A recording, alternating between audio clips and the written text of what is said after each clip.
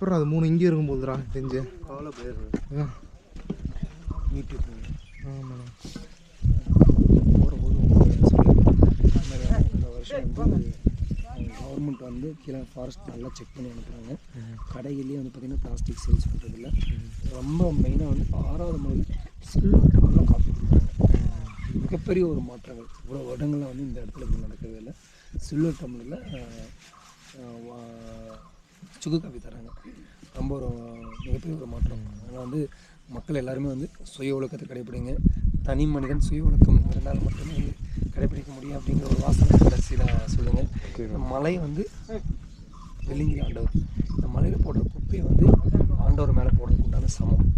நம்ம வந்து புண்ணியத்தை தேடி வரோம் கோயிலுக்கு.